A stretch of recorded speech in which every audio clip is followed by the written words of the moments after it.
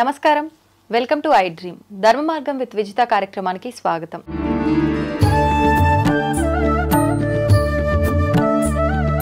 కార్తీక మాసం ఆఖరి రోజులకి వచ్చేసాము. ముఖ్యంగా శివుడికి కార్తీక మాసం అంటే ఎంత ప్రీతికరమో అదే విధంగా మాస శివరాత్రి అంటే కూడా అంతే ప్రీతికరం. అయితే ప్రతి నెలలో వచ్చే ఈ మాస శివరాత్రి కన్నా కూడా కార్తీక మాసంలో వచ్చే మాస శివరాత్రికి చాలా ప్రత్యేకమైన విధి విధానాలు ఆచరిస్తే కనుక మంచి ఫలితాలను పొందే అవకాశం ఉంటుంది.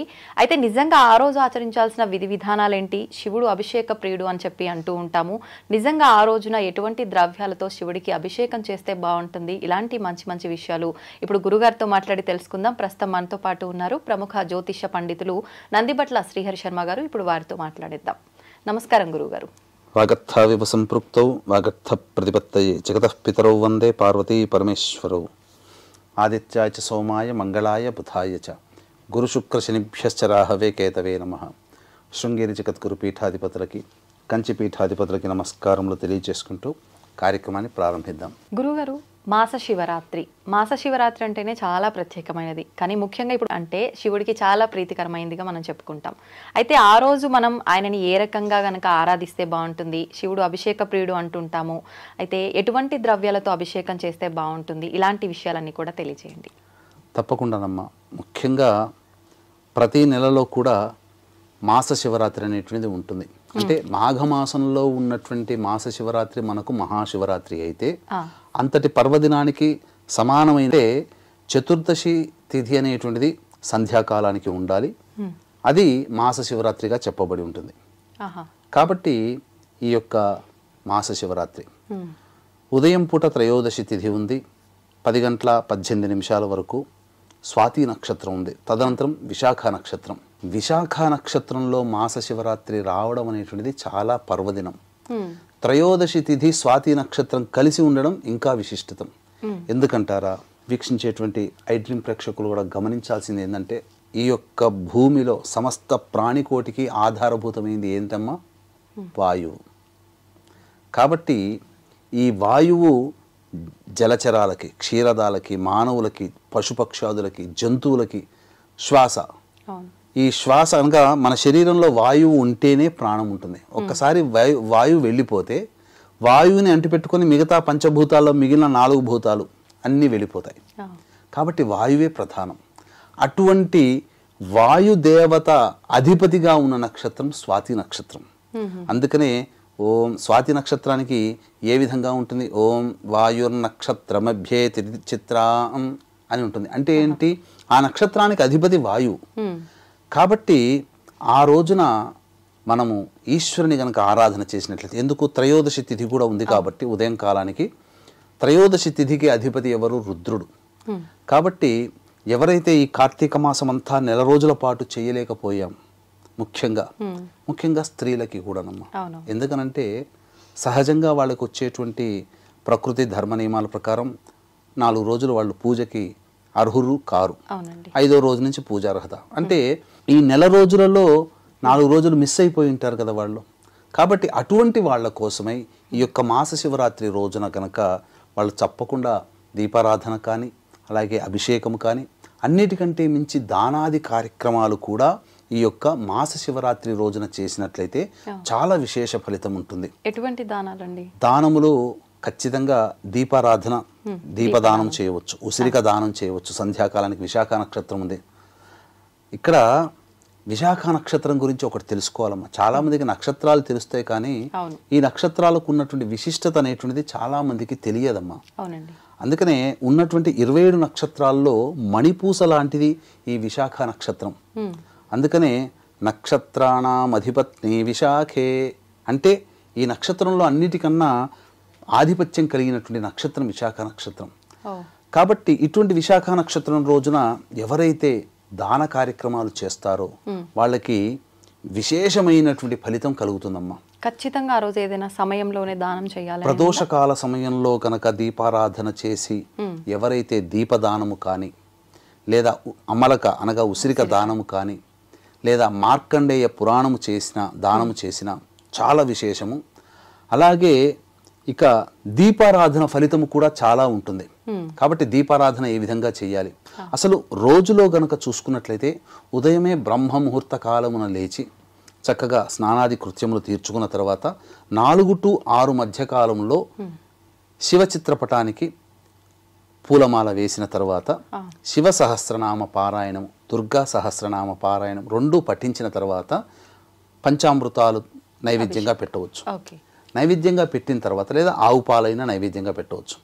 ఇక తులసి చెట్టు దగ్గర ఆ త్రయోదశి తిథి రోజున రుద్రప్రీతి విష్ణు ప్రీతి కోసమై తులసి చెట్టు దగ్గర కూడా దీపారాధన చేసి వీలైతే విష్ణు సహస్రనామ పారాయణం చేయండి. వీక్షించేటువంటి ప్రేక్షకులు కూడా మనవి. ఇక ఆ మాస శివరాత్రి రోజున సాయంకాలం 5:36, 5:30 మధ్యకాలంలో ప్రదోషకాలం ప్రారంభమవుతుంది. కాబట్టి ఈ ప్రదోష కాలములో ఎటువంటి నియమాలు పాటించాలి అని అనుకుంటే 4 గంటలకల్లా కాలకృత్యాదులు స్నానం ఆచరించుకొని చక్కగా దేవాలయానికి చేరుకొని ఆ దేవాలయంలో ప్రదోషకాల సమయంలో ఈశ్వరుని అర్చన శివలింగం దగ్గర అర్చన చేయించుకోవాలమ్మా. మారేడు దళాలతో కానీ, నందివర్ధన పుష్పాలతో కానీ, గన్నేరు పుష్పాలతో కానీ, ఏదైనా కానీ మల్లె పుష్పాలతో కానీ, లేదా 8 రకాలైనటువంటి పుష్పములతో ఆ స్వామికి అర్చన జరిపించుకోవాలి. జరిపించుకున్న తర్వాత ఇక ఆ అర్చన తదనంతరం బయటికి వచ్చి దీపారాధన ఇచ్చినట్లయితే, దీపారాధన అంటే చాలామంది 720 ఒత్తుల్ని చేసుకోలేకపోయి ఉంటారు. ఇక చాలామంది మహిళలు కార్తీక పౌర్ణమి ముందు వచ్చే చతుర్దశి రోజున ఇలా అనేక పుణ్య ఆర్ద్ర నక్షత్రం ఉన్న రోజున చక్కగా దీపారాధన చేసుకున్నారు. మళ్ళీ ఇప్పుడు 720 ఒత్తులు దీపారాధన చేయవచ్చు, తప్పు లేదమ్మా. దానాది కార్యక్రమాలు కూడా చేయవచ్చు. మార్కండేయ పురాణం దానం చేస్తే వాజపేయి యాగం చేసిన పుణ్య ఫలితం దక్కుతుంది. అలాగే ఉసిరికా దానము, సాలగ్రామ దానం కూడా చేయవచ్చునమ్మా. చాలా విశేషం అమ్మా సాలగ్రామ దానం. తర్వాత అవకాశం ఉంటే ఇప్పుడు నేను మొన్న మురుడేశ్వర్ వెళ్ళడం జరిగింది. అక్కడ ఆ సందర్భంలో ఒక మంచి విషయం తెలిసిందమ్మా. ఎందుకనంటే చాలామందికి హారతులు ఇవ్వడం అనేటువంటిది ఈశ్వరునికి ఇంట్లో భక్తిగా చేసుకుంటారు. ఈ హారతికి సంబంధించినవి చాలా ఖర్చు వెచ్చించి కొన్ని కొనుక్కుంటారు. ఏది నంది హారతి, బిల్వ హారతి, సర్పహారతి, అలాగే నక్షత్ర హారతి, పంచహారతి ఇలా ఇస్తారు. అయితే ఇవన్నీ కూడా ఖర్చుతో కూడుకున్నవి. కాస్త డబ్బున వాళ్ళు కొనుక్కొని వాళ్ళ కోరికకు తగ్గట్టుగా ఆరాధన చేసుకోవడం. కానీ అందరికీ అంత డబ్బు ఉండదు కదమ్మా. అయితే నేను చూసింది ఏంటంటే ఆ మురుడేశ్వరికి 30 ఒత్తులు కలిపి ఒకే దాంట్లో పెట్టి హారతి ఇచ్చారు. అంటే మాసం రోజులు చేసిన పుణ్య ఫలితం దక్కుతుంది కదమ్మా. అందుకని 30 ఒత్తులు పెట్టి ఆ దీపారాధన చేసి స్వామికి హారతి ఇస్తే చాలు. ఇక నంది హారతి, బిల్వ హారతి ఇవన్నీ కూడా చేయలేని వాళ్ళు నక్షత్ర హారతి అన్నప్పుడు ఒక ప్లేట్లో ఏముందమ్మా 27 ఒత్తులు వేసి 27 వెలిగిస్తే 27 వరుసగా అవుతాయి కదా. ఆ వరుసగా స్వామి వారికి హారతి ఇచ్చిన 27 హారతి. మనము చూసినట్టుగా ఇంతింత పెద్ద పెద్దగా హారతులు కొనుక్కోవాల్సిన అవసరం లేదు. డబ్బున వాళ్ళు కొనుక్కుంటారు. మనం ఎప్పుడు మన ఐడ్రీమ్ పక్షపాతం ఎప్పుడు కూడా సామాన్య మానవుని దృష్టిలో పెట్టుకునే చెప్పేటువంటివి పరిహారాల్లో. కాబట్టి ఆ విధంగా చేయవచ్చు. ఇక 30 ఒత్తులు పెట్టి కూడా దీపారాధన చేయవచ్చు. తరువాత ఇంకా విశేషంగా నంది చిత్రం దొరికిందనుకోండి, లేదా ఒక చిన్న నంది ఆ ప్లేట్లో పెట్టుకొని ఆ నంది ముందర 3 ఒత్తులు వెలిగించి ఆ స్వామికి ఇస్తే నంది హారతి అయిపోతుంది. తప్పేమీ లేదు. ఎందుకనంటే సామాన్య మానవుడి కోసం చెప్పేటువంటి పరిహారం ఇది. ఇక బిల్వ హారతి అంటే ఒక బిల్వదళం పెట్టి ప్లేట్లో దాని ముందు 3 హారతులు వెలిగించినా చాలు, బిల్వ హారతి అవుతుంది. పంచహారతులు ఎలాగో ఇవ్వవచ్చు. అన్నీ ఉండాల్సిన అన్ని రకరకాలైనటువంటి స్వరూపాల్లో మనకు హారతులు దొరకాల్సిన పని లేదు. 360 + 360 720 ఒత్తులు కూడా హారతి ఇవ్వవచ్చు, తప్పులేదు. అన్నిటికంటే ముఖ్యంగా దీపారాధనలో నాకు తెలిసింది ఏంటంటే రథహారతి అని కూడా ఒకటి ఉంటుందమ్మా.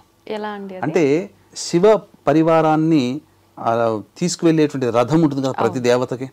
అలాగే రథము అనేటువంటిది మనం చిత్రపటం ద్వారా పెట్టినప్పుడు ఆ రథము ద్వారా ఎన్ని దీపాలు పడతాయో అంటే లెక్క వేస్తే మొత్తము శివరథానికి 648 దీపాలు పడతాయి. కాబట్టి 648 ఒత్తుల్ని ఒక ఒత్తిగా పెట్టి స్వామివారికి ఇచ్చిన రథహారతి ఇచ్చినటువంటి ఫలితం మనకు కలుగుతుంది. ఆ విధంగా ఇవ్వవచ్చునమ్మా. ముఖ్యంగా ఆ రోజున ప్రదోషకాల సమయంలో చక్కగా ఈ యొక్క సంబంధించినటువంటి అభిషేకం జరిపించుకున్న చాలా విశేషం అమ్మ. ఇవన్నీ కూడా చేసుకుంటే చాలా మంచి ఫలితం కలుగుతుంది. అన్నిటికంటే మించి చాలామంది తెలుసుకోదలిచినటువంటి విషయం ఏంటంటే, వీక్షించేటువంటి ప్రేక్షకులు కూడా ఈశ్వరుని ఆరాధన చేయలేకపోయామే అని తపన పడేటువంటి వాళ్ళు, అయ్యో ఇంకా కొన్ని రోజులైతే అయిపోతుందని చెప్పి బాధపడేటువంటి వాళ్ళు. ఎందుకంటే భక్తికి ఎక్కడ కొలమానమమ్మా.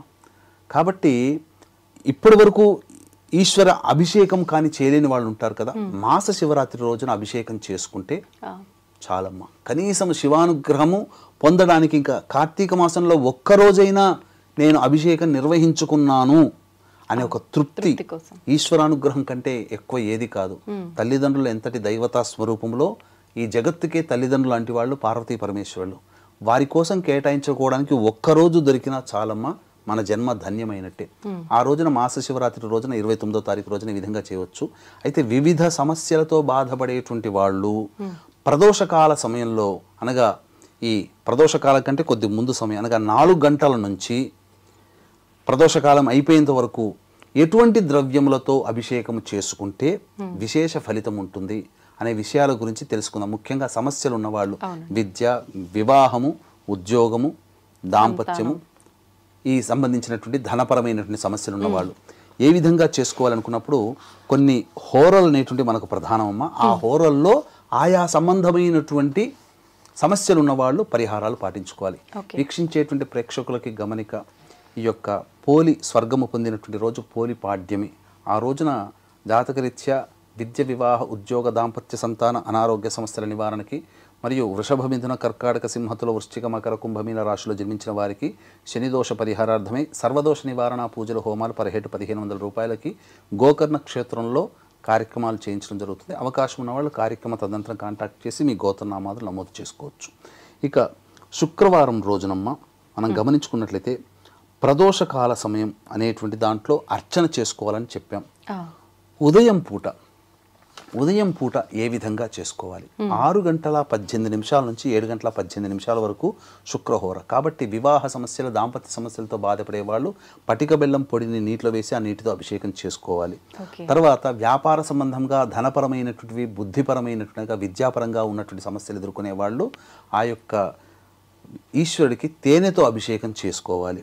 అలాగే మానసికంగా వివిధ రకాలతో ఇబ్బందులు పడేటువంటి వాళ్ళు, చికాకుగా ఉన్నవాళ్ళు, ప్రశాంతత లేని వాళ్ళు ఆవు పాలతో అభిషేకము 8 గంటల 18 నిమిషాల నుంచి 9 గంటల 18 నిమిషాల మధ్య కాలంలో, అనగా ఇక్కడ 9 గంటల 18 నిమిషాల నుంచి 10 గంటల 18 నిమిషాల మధ్య కాలంలో శనిహోర ఉంటుంది. కాబట్టి నవగ్రహాల చుట్టూ శివాయ నమః అంటూ 27 ప్రదక్షిణలు చేసి 9 గంటల 18 నుంచి 10 గంటల 18 నిమిషాల మధ్య కాలంలో శనికి తైలాభిషేకం జరిపించి అర్చన చేసుకుంటే శని దోషం తొలగిపోతుంది. ఇక తరువాత ముఖ్యంగా 10 గంటల 18 నిమిషాల నుంచి 11 గంటల 18 నిమిషాల మధ్య కాలంలో ఈ యొక్క గురుహోర ఉంటుందమ్మా. ఈ గురుహోరలో దత్త కవచం పారాయణం చేసి ఆ యొక్క ఈశ్వరుడికి మానసికంగా అర్చన చేసుకున్నట్లయితే, తప్పకుండా మీ మనస్సే అక్కడ అర్చన చేస్తున్నట్టుగా భావన చేసుకున్నట్లయితే విశేషముగా ఆ యొక్క ఈశ్వరానుగ్రహం కలిగి సమస్యలన్నీ కూడాను తొలగిపోతాయని చెప్పవచ్చమ్మా. ఆ రోజున ఉపవాసం ఏమైనా ఉండాలా గురుగారు? వీలైతే ఉండదలిస్తే ఉపవాసం ఉండవచ్చు. ఉపవాసం లేకపోయినా పొద్దున పూట ఈ అభిషేకాదులు జరిపించుకొని భోజనం చేసి మళ్ళీ 4 గంటలకల్లా స్నానకృత్యాదులు తీర్చుకొని 5 గంటలకల్లా దేవాలయానికి వెళ్ళిపోయి సాయంకాల ప్రదోషకాల సమయంలో చెప్పినటువంటి పరిహారాలు గనక, అనగా అర్చన కార్యక్రమం, దీపారాధన, దాన కార్యక్రమాలు ఆ రోజు చేసుకుంటే కార్తీక మాసములో మాస శివరాత్రి రోజున చేసుకోవడం ద్వారా ఈశ్వరానుగ్రహం కలుగుతుంది. స్వాతి నక్షత్రము, విశాఖ నక్షత్రం కలయిక ఉన్నటువంటి రోజమ్మ ఆ రోజు చాలా విశేషంగా చెప్పవచ్చు. ఇప్పుడు ఎవరికి ఇబ్బంది ఉంటే వాళ్ళే చేయాలి. ఇప్పుడు విద్య అన్నారు అంటే పిల్లలే దానికి సంబంధించిన హోరాలు వాళ్ళే చేయాలా, వాళ్ళ పేరెంట్స్ చేయొచ్చు? పిల్లలకి బదులు తల్లిదండ్రులు చేసిన ఆ ఫలితం పిల్లలకే వస్తుందమ్మా. ఇప్పుడు విదేశాలలో ఎవరైనా పిల్లలు ఉంటారు, వాళ్ళ వివాహం గురించి అంటే తల్లిదండ్రులు చేసుకోవచ్చు, వాళ్ళు చేసుకోవాలంటే ఈ సమయాలకు అక్కడ వాళ్ళతో వాళ్ళ సమయాన్ని బట్టి హోరల్లో చేసుకోవాలమ్మా. కాబట్టి ఇక్కడ చేసినా అదే ఫలితం, తల్లిదండ్రులు ఇక్కడ చేసినా అదే ఫలితం అమ్మా.